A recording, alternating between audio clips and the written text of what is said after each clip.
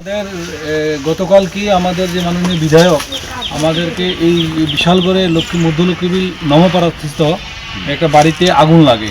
তো এই বাড়িটাতে আমাদের বিধায়ক স্যার কালকেই আমাকে সমস্ত ডিটেলস ফুটেজ দিয়েছে। দেন আমি এটা আমার এসডিএম মহোদয়কে প্রেরণ করি।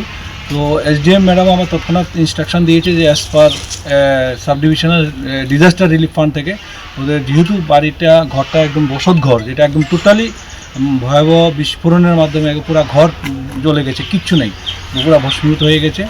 ওদের থাকার একটাই মাত্র ঘর ছিল, সেই ঘরটার মধ্যে তার প্রয়োজনীয় জিনিসপত্র, বাইসাইকেল, তারপরে বিভিন্ন রকমের সরঞ্জাম ছিল, যেটি একদম টোটালি কিছু বের করতে পারেনি। ইভেন তো কাগজপত্র যা ছিল এগুলো সব পুড়ে গেছে।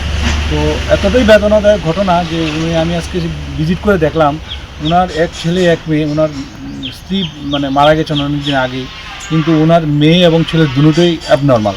তো দেন আমরা প্রশাসন থেকে আমরা সেটা যে আমাদের যে গোকুলনগরে যে অভয় আশ্রম আছে সেটার সঙ্গে কথা বলি, তারপর সিডব্লিউসির সঙ্গে কথা বলি। তো আমরা সোমবারে আশা করি আমরা এই সিডব্লিউসির মাধ্যমে এটা আমরা অভয় আশ্রমে মেয়েটাকে এখানে প্রেরণ করব, যেহেতু মেয়েটার এখন থাকারও জায়গা নেই, বাবা একদম টোটালি অ্যাবনর্মাল। তো আমরা প্রশাসন প্রতিনিয়ত এই জিনিসটা করে থাকি যে যারা দুস্থ বা যারা যেরকম একটা ঘটনা হয়েছে সেটার পাশে থাকার চেষ্টা করি।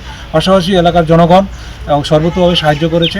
এখানে আমাদের বিভিন্ন কার্যকর্তা আছেন, ওরাও বিভিন্নভাবে কালকেও এসছে, আজকেও এসে ওদেরকে মোরাল সাপোর্ট দিয়েছেন। পাশাপাশি আমাদের মাননীয় বিধায়ক স্যার তো এটাই প্রতিনিয়ত খবর রাখে। প্রাথমিকভাবে কি সহায়তা করা হয়েছে? প্রাথমিকভাবে যেহেতু কালকে ব্যাংক বন্ধ, আমরা সবটাই তো আমরা এখন জানেন সব অনলাইন বেসিস হয়, কোনো ক্যাশ টাকা দেওয়ার ব্যবস্থা নেই। তার জন্য আমরা ইন্টারিম রিলিফ সোমবারে ওনার অ্যাকাউন্টে টাকা ঢুকিয়ে দেবো, যেহেতু সোমবারে ব্যাংক খোলা আছে। ব্যাংক অ্যাকাউন্টে কত টাকা দেওয়া হবে? টোটাল যে ঘরটা পুরা গেলো দেখা যায় টোটাল এটার মধ্যে as per rules new guideline অনুযায়ী মেবি 1,80,000 মতো আসে।